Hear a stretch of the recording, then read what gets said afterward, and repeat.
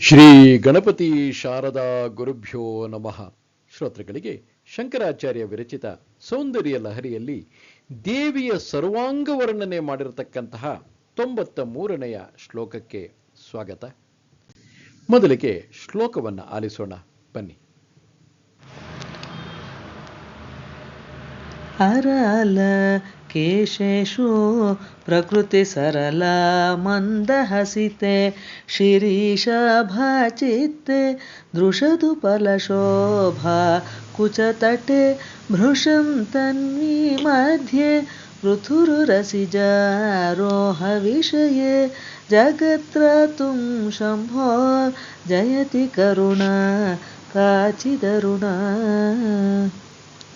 ಈ ಶ್ಲೋಕದ ಪದಚ್ಛೇದ ಹೀಗಿದೆ: ಕೇಶೇಶು ಅರಾಲ ಮಂದಹಸಿತೆ ಪ್ರಕೃತಿ ಸರಳ ಗಾತ್ರೇ ಶಿರೀಷಾಭಾ ಕುಚತಟೆ ದೃಶದುಪಲ ಶೋಭಾ ಮಧ್ಯೆ ಭೃಶಂ ತನ್ವಿ ಉರಸಿಜಾರೋಹ ವಿಷಯೇ ಪೃಥುಃ ಶಂಭೋಃ ಅರುಣಾ ಕಾಚಿತ್ ಕರುಣಾ ಜಗತ್ ತ್ರಾತುಂ ಜಯತಿ.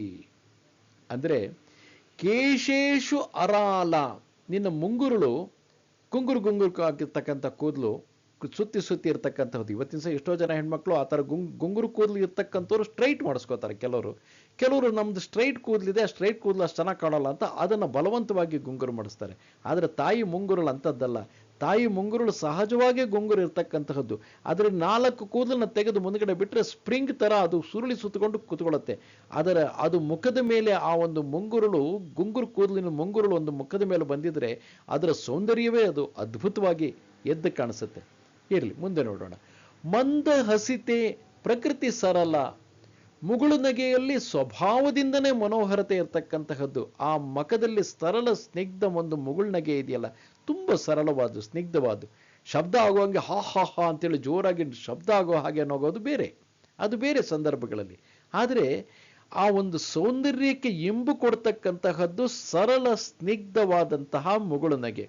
ಅದನ್ನು ನೋಡಿದರೆ ಸಾಕು, ಯಾರಿಗಾದರೂ ಸಹ ಇವ್ರ ಜೊತೆ ಸ್ನೇಹ ಬೆಳೆಸ್ಬೇಕಪ್ಪ, ಇವ್ರ ಜೊತೆ ನಾವು ಚೆನ್ನಾಗಿಟ್ಕೋಬೇಕು, ಇವ್ರ ಜೊತೆ ಸಂಬಂಧನ ಚೆನ್ನಾಗಿಟ್ಕೋಬೇಕು ಅಂತ ಅನ್ಸೋ ಆಗಿರಬೇಕು. ಗಾತ್ರೇ ಶಿರೀಷಾಭ, ದೇಹದಲ್ಲಿ ಶಿರೀಷ ಪುಷ್ಪದ ಹಾಗೆ ಅತಿ ಮೃದುತ್ವ ಇರ್ತಕ್ಕಂಥವಳು. ಇಡೀ ದೇಹ ಅಷ್ಟು ದೇಹದಲ್ಲಿ ಅತ್ಯಂತ ಮೃದುತ್ವ ಇರ್ತಕ್ಕಂತಹದ್ದು, ಶಿರೀಷ ಪುಷ್ಪದಷ್ಟು ಮೃದು ಮಧುರವಾಗಿರ್ತಕ್ಕಂತಹದ್ದು.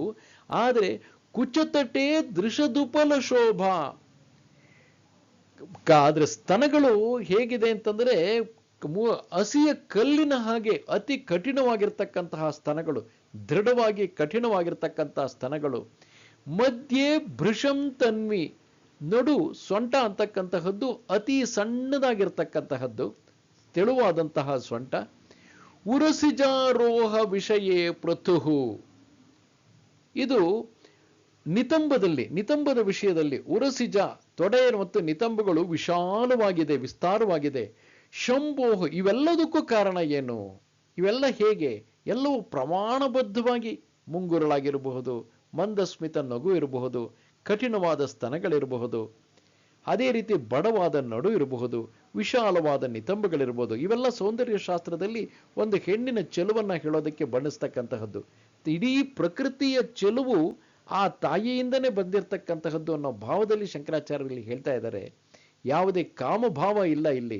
ಇಡೀ ಪ್ರಕೃತಿಯ ಚೆಲುವು, ಈ ಚೆಲುವಿನ ಕಾರಣದಿಂದಾಗಿಯೇ ನೀನು ಎಲ್ಲರಿಗೂ ಅವ್ರು ಕೇಳಿದ್ದನ್ನೆಲ್ಲ ಕೊಡೋದಕ್ಕೆ ಸಾಧ್ಯ, ನಿನ್ನ ಅಪಾರ ಕರುಣೆಗೆ. ಅಷ್ಟೇ ಅಲ್ಲ, ಈ ಚೆಲುವಿನ ಮೂಲ ಎಲ್ಲಿದೆ? ಶಂಭೋಹ ಅರುಣಾ ಕಾಚಿತ್ ಕರುಣಾ ಜಗತ್ರಾತುಂ ಜಯತಿ. ಶಿವನ ಕೆಂಪಾಗಿ ಇದ್ದಂತಹ ಹೇಳಲ ಶಕ್ಯವಾದ ದಯಾರಸವಾದಂತಹ ತ್ರಿಪುರ ಸುಂದರಿಯು ಲೋಕವನ್ನು ರಕ್ಷಿಸುವುದಕ್ಕೋಸ್ಕರ ಇದೆಲ್ಲ ಶೋಭಿಸ್ತಾ ಇದೆ. ಇದೆಲ್ಲ ಇಷ್ಟು ಪ್ರಮಾಣಬದ್ಧವಾದಂತಹ ತಾಯಿಯ ದೇಹಕ್ಕೆ ಮೂಲ ಕಾರಣ ಸದಾಶಿವನ ಪ್ರೇಮ, ಸದಾಶಿವನ ಶಕ್ತಿನೇ, ಕರುಣೆ. ಆ ಸದಾಶಿವನ ಕರುಣೆಗೆ ಶಕ್ತಿಯ ಮೂಲಕ ನಮಗೆ ತಲುಪ್ತಾ ಇಡೀ ಲೋಕವನ್ನು ರಕ್ಷಣೆ ಮಾಡ್ತಾ ಇದೆ. ಇಲ್ಲಿ ಒಂದು ಕಡೆಯಿಂದ ಗಮನಿಸಿದ್ರೆ ಶಿವಶಕ್ತಿಯರ ಸಂಗಮವನ್ನು ಕೂಡ ಇದು ಹೇಳ್ತಾ ಇದೆ.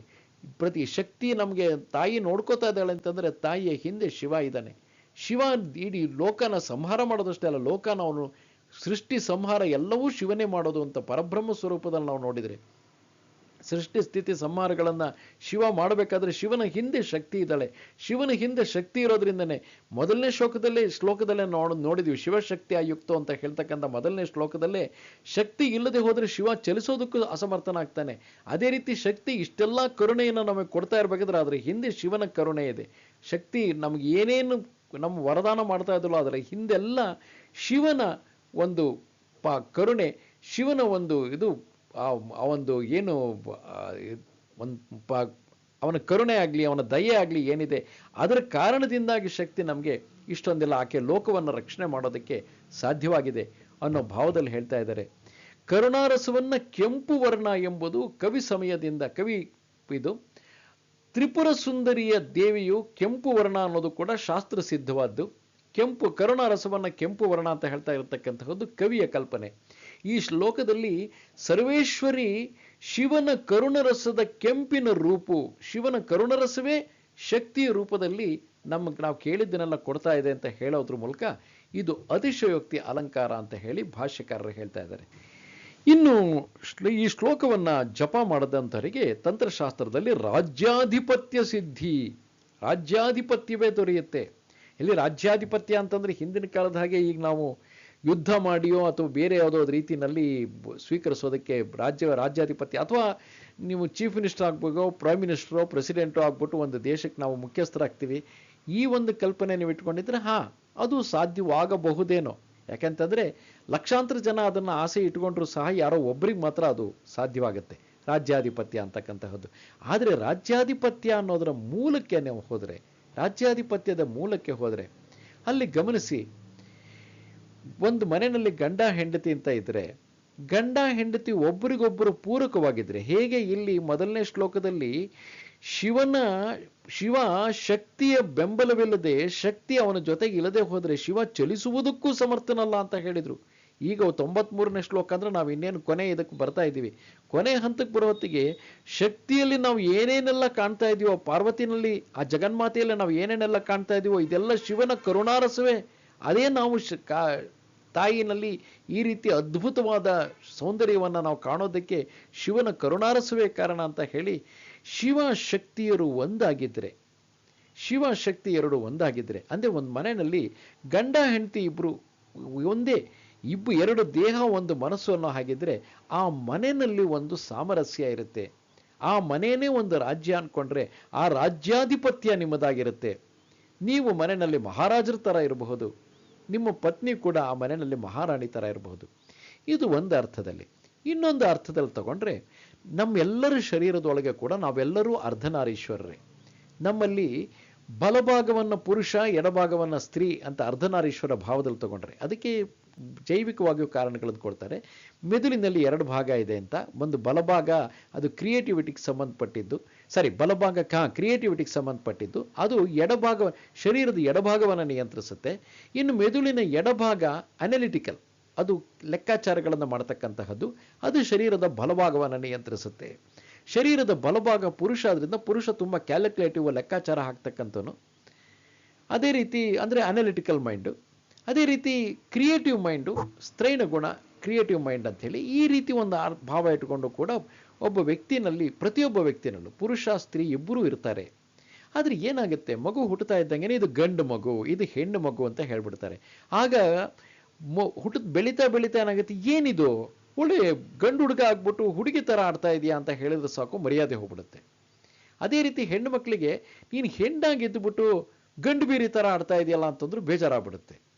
ಆ ಕಾರಣದಿಂದಾಗಿ ಬೆಳೀತಾ ಮಕ್ಕಳು ತಮ್ಮಲ್ಲಿರ್ತಕ್ಕಂತಹ, ಹೆಣ್ಣು ಮಕ್ಕಳಾದ್ರೆ ತಮ್ಮಲ್ಲಿರ್ತಕ್ಕಂತಹ ಪುರುಷ ಗುಣವನ್ನ ಕೊಂದಾಕ್ಬಿಡ್ತಾರೆ, ಗಂಡು ಮಕ್ಕಳಾದ್ರೆ ತಮ್ಮಲ್ಲಿರ್ತಕ್ಕಂತಹ ಸ್ತ್ರೈಣ ಗುಣವನ್ನ ಕೊಂದಾಕ್ಬಿಡ್ತಾರೆ. ಪರಿಣಾಮ ಏನಾಗುತ್ತೆ, ರಾತ್ರಿ ಹೊತ್ತಲ್ಲೋ ಅಥವಾ ಬೇರೆ ಒಂದು ಊರಿಗೋ ಹೋಗ್ಬೇಕು ಅಂತಂದ್ರೆ ಹೆಣ್ಣು ಮಕ್ಕಳಿಗೆ ಯಾರು ಜೊತೆಗೆ ಬರಬೇಕು, ಸ್ವತಂತ್ರವಾಗಿ ಓಡಾಡೋಕ್ಕಾಗೋದಿಲ್ಲ, ಸ್ವತಂತ್ರವಾಗಿ ಎಲ್ಲೂ ಹೋಗೋಕ್ಕಾಗೋದಿಲ್ಲ, ಭಯ.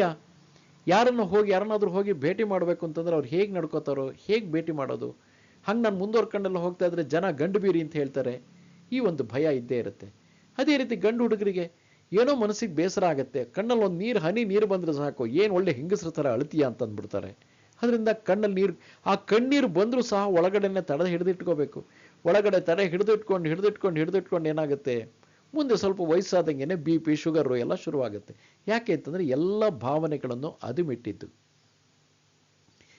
ಅಳೋ ಸಮಯ ಬಂದಾಗ ಸಂತೋಷವಾಗಿ ಯಾತಕ್ಕೆ ಅದಕ್ಕೆ ಬೇಸರ ಮಾಡ್ಕೊ, ಏನೋ ಜೀವನದಲ್ಲಿ ತುಂಬ ದುಃಖ ಆಗಿದೆ. ನಿಮಗೆ ಬೇರೆಯವ್ರು ಏನು ಅನ್ಕೋತಾರೋ ಅಂತ ಇದ್ದರೆ ಮನೆ ಒಳಗೆ ಕೋಣೆ ಒಳಗೆ ಹೋಗಿ ಬಾಗ್ಲಾಕೊಂಡು ನಿಮ್ಗೆ ಎಷ್ಟು ಅಳಬೇಕು ಅಂತ ಅನ್ಸುತ್ತೋ ಹತ್ತು ಬಿಡಿ, ಹತ್ತು ಹೃದಯನ ಹಗುರ ಮಾಡ್ಕೊಳ್ಳಿ. ಈಗಿನ ಕಾಲದಲ್ಲಿ ಡಾಕ್ಟರ್ಗಳು ಕೂಡ ಹೇಳೋದಕ್ಕೆ ಶುರು ಮಾಡಿದ್ದಾರೆ, ಅಳೋದನ್ನು ಪ್ರಾಕ್ಟೀಸ್ ಮಾಡಿ, ಅಳೋದು ನಗೋದನ್ನು ಪ್ರಾಕ್ಟೀಸ್ ಮಾಡಿ, ಇಲ್ಲ ಅಂತಂದರೆ ನಿಮಗೆ ಹಾರ್ಟ್ ಟ್ರಬಲ್ ಶುರುವಾಗ್ಬಿಡುತ್ತೆ, ಹಾರ್ಟ್ ಪ್ರಾಬ್ಲಮ್ ಶುರುವಾಗ್ಬಿಡುತ್ತೆ ಅಂತ. ಹಾಗೆ ಹೆಣ್ಮಕ್ಳಿಗೂ ಅಷ್ಟೇ, ಇವತ್ತಿನ ಕಾಲದಲ್ಲಿ ಎಲ್ಲ ಕಡೆ ಧೈರ್ಯವಾಗಿ ಹೆಣ್ಣುಮಕ್ಕಳು ಹೊರಗಡೆ ಹೋಗೋ ಅಭ್ಯಾಸನ ಮಾಡ್ಕೊಳ್ಳದೆ ಹೋದರೆ ಜೀವನ ಮಾಡೋದೇ ಕಷ್ಟವಾಗತ್ತೆ. ಇವತ್ತು ಗಂಡು ಹೆಣ್ಣು ಇಬ್ಬರು ಸಮಾನವಾಗಿ ಹೊರಗಡೆ ದುಡಿತಾ ಇರಬೇಕಾದ್ರೆ, ಹೊರಗಡೆ ಓಡಾಡ್ತಾ ಇರಬೇಕಾದ್ರೆ ಆ ಧೈರ್ಯ ಆಕೆ ಏನು ಅದಕ್ಕೋಸ್ಕರ ಕರಾಟೆ ಕಲ್ತ್ಬಿಟ್ಟು ಯಾರನ್ನೋ ಹೊಡೆದು ಹಾಕಿ ಅವ್ರನ್ನ ಇದು ಮಾಡಬೇಕು ಅಂತ ಅಲ್ಲ, ಅಟ್ಯಾಕ್ ಮಾಡಬೇಕು ಅಂತ ಅಲ್ಲ. ಆಕೆಯಲ್ಲಿ ಧೈರ್ಯ ಇದ್ರೆ ಸಾಕು. ದಾರಿನಲ್ಲಿ ಹೋಗ್ತಾ ಇರಬೇಕಾದ್ರೆ ಹೆಣ್ಮಕ್ಳನ್ನ ಯಾರಾದರೂ ಒಬ್ಬ ಹುಡುಗ ಬಂದು ಚುಡಾಯಿಸಿದ್ರೆ ಆ ಹುಡುಗಿ ತಿರುಗಿ ನಿಂತು ಏನು ವಿಷಯ ಅಂತ ಆಕೆ ಬಾಯಿ ಮತ್ತು ಮಾತಾಡೋದು ಬೇಡ, ಆಕೆ ತಿರುಗಿ ನಿಂತು ಒಂದು ಸರಿ ದೃಷ್ಟಿ ಹಾಯಿಸಿದ್ರೆ ಸಾಕು, ಆ ಕಣ್ಣಿನ ನೋಟದಿಂದನೇ ಹೆದರ್ಬಿಟ್ಟು ಓಹೋ ಹೀಗೇನಾದರೂ ಈ ಹುಡುಗಿ ಒಂದು ಜೋರಾಗಿ ಕೂಗು ಹಾಕಿದ್ರೆ ಸಾಕು, ಸುತ್ತಮುತ್ತ ಇರೋ ಜನ ಸೇರಿಬಿಟ್ಟು ಧರ್ಮದೇಟ್ ಹೊಡೆಯೋದು ಗ್ಯಾರಂಟಿ ಅಂತೇಳಿ ಹುಡುಗ ತಕ್ಷಣ ಕಾಲು ಕೇಳ್ತಾನೆ ಅಲ್ಲಿಂದ. ಯಾವ ಪೊಲೀಸರನ್ನು ಕರಿಬೇಕಾಗಿಲ್ಲ, ಏನೂ ಇಲ್ಲ. ಕೆಲವು ಹೆಣ್ಣು ಮಕ್ಕಳು ಎಷ್ಟು ಧೈರ್ಯದಿಂದ ರಸ್ತೆಯಲ್ಲಿ ನಡೀತಾ ಇರ್ತಾರೆ ಅಂತಂದರೆ ಹುಡುಗರು ಅವರನ್ನು ಚುಡಾಯಿಸ್ಬೇಕು ಅಂತಂದ್ರೆ 10 ಸಾರಿ ಯೋಚನೆ ಮಾಡಬೇಕು, ಹಾಗಿರ್ತಾರೆ. ಒಂದು ಸ್ವಭಾವನ ಅಂದರೆ ಪ್ರತಿಯೊಂದು ಹೆಣ್ಣುವೆ ತನ್ನ ಒಳಗೆ ಇರ್ತಕ್ಕಂತಹ ಪುರುಷ ಚೇತನಕ್ಕೆ ಪುಷ್ಟಿ ಕೊಡಬೇಕು. ಆಗ ಅವಳಲ್ಲಿ ಹಾಗಂತ ಮಾತ್ರಕ್ಕೆ ಸ್ತ್ರೈಣ ಗುಣ ಬಿಟ್ಬಿಡ್ಬೇಕು ಅಂತ ಅಲ್ಲ. ಅವಳು ಪ್ಯಾಂಟು ಶರ್ಟ್ ಹಾಕೊಂಡು ಓಡಾಡಿದ ಮಾತ್ರಕ್ಕೆ ಅವಳು ಬೋಲ್ಡ್ ಆಗಿದ್ದಾಳೆ ಅಂತ ಹೇಳೋದಕ್ಕೆ ಬರೋದಿಲ್ಲ. ಪುರುಷ ವಸ್ತ್ರನೇ ಧರಿಸ್ಬೇಕು ಅಂತ ಏನಿಲ್ಲ, ಅದರ ಅವಶ್ಯಕತೆ ಏನಿಲ್ಲ. ಆದರೆ ತನ್ನ ಒಳಗೆ ಆ ಧೈರ್ಯಕ್ಕೆ ಚೇತನ ಕೊಡೋದಕ್ಕೆ ಸಾಧ್ಯವಾಯಿತು ಅಂತಂದರೆ ಆಗ ಸಹಜವಾಗಿ ಆಕೆಯ ಎಲ್ಲ ನಡವಳಿಕೆಗಳಲ್ಲಿ ಯಾವಾಗ ಹೆಣ್ಣಿನಂತೆ ವರ್ತಿಸಬೇಕು, ಸಂಬಂಧಗಳನ್ನು ಚೆನ್ನಾಗಿಟ್ಕೋಬೇಕು, ಎಲ್ಲರನ್ನೂ ನನ್ನವರು ಅಂತ ಸೇರಿಸ್ಕೊಳ್ಬೇಕು, ಎಲ್ಲರನ್ನೂ ಪ್ರೀತಿಯಿಂದ ಕಾಣಬೇಕು, ಯಾರಾದರೂ ಬಂದ ಕಷ್ಟ ಸುಖ ಹೇಳ್ಕೊಳ್ಬೇಕು ಅಂತಂದ್ರೆ ಅದಕ್ಕೆ ಅವಕಾಶ ಕೊಡೋ ಹಾಗಿರಬೇಕು. ಅದು ಹೆಣ್ಣಿನ ಸ್ತ್ರೈಣ ಗುಣ, ಅದೂ ಇರಬೇಕು. ಸಂದರ್ಭ ಅಂತಂದ್ರೆ ಧೈರ್ಯವಾಗಿ ಏನೇ ಪರಿಸ್ಥಿತಿ ಬಂದರೂ ಸಮಾಜದಲ್ಲಿ ನಾನು ಎದುರಿಸ್ತೀನಿ ಅನ್ನೋ ಧೈರ್ಯ ಇರಬೇಕು, ಇದು ಪುರುಷ ಗುಣ. ಪುರುಷನಾಗ್ಲಿ ಸ್ತ್ರೀಯಾಗ್ಲಿ, ಗಂಡಾಗ್ಲಿ ಹೆಣ್ಣಾಗ್ಲಿ, ಇಬ್ಬರಲ್ಲೂ ಈ ಎರಡೂ ಗುಣಗಳು ಸಮನಾಗಿ ಇರುವಂತೆ ನೋಡಿಕೊಂಡಿದ್ದೆ ಆದರೆ ಅವರ ಜೀವನ ಅದ್ಭುತವಾಗತ್ತೆ. ಆ ಒಂದು ಭಾವವನ್ನು ಶಂಕರಾಚಾರ್ಯರು ತರ್ತಾ ಇದ್ದಾರೆ. ಆರಂಭದಲ್ಲಿ ಹೇಳಿದ್ರು ಶಕ್ತಿ ಇಲ್ಲದೆ ಶಿವ ಚಲಿಸೋಕ್ಕೂ ಆಗಲ್ಲ ಅಂತ. ಈಗ ಹೇಳ್ತಾ ಇದ್ದಾರೆ ಶಕ್ತಿಯಲ್ಲಿ ಏನೇನು ನಾವೆಲ್ಲ ಇದುವರೆಗೂ ಎಷ್ಟೆಲ್ಲ ಸೌಂದರ್ಯವನ್ನು ಈ ಸೌಂದರ್ಯ ಲಹರಿಯಲ್ಲಿ ನೋಡ್ತಾ ಇದ್ದೀವೋ, ಇಷ್ಟೆಲ್ಲ ಶ್ಲೋಕಗಳನ್ನು ನಾವು ನೋಡ್ತಾ ಇದ್ದೀವೋ, ಇದೆಲ್ಲ ಆ ಶಿವನ ಕರುಣಾರಸವೇ ಅಂತ ಹೇಳಿದ್ದ. ಆ ರೀತಿಯಲ್ಲಿ ಶಿವ ಶಕ್ತಿ ಇದನ್ನ ಇನ್ ಅಂಡ್ ಯಾಂಗ್ ಅಂತ ಕೂಡ ಚೈನಿ ಭಾಷೆಯಲ್ಲಿ ಕರೀತಾರೆ. ಎರಡನ್ನು ಸಮತೋಲನದಲ್ಲಿ ಕರ್ಕೊಂಡು ಹೋದರೆ ಆಗ ಜೀವನ ಸುಮಧುರವಾಗಿರುತ್ತೆ. ನಮಸ್ತೆ ಶಾರದೆ ದೇವಿ ಕಾಶ್ಮೀರ ಪುರವಾಸಿನಿ ತ್ವಾಮಹಂ ಪ್ರಾರ್ಥಯೇ ನಿತ್ಯಂ ವಿದ್ಯಾದಾನಂಚ ದೇಹಿಮೆ. ನಮಸ್ಕಾರ.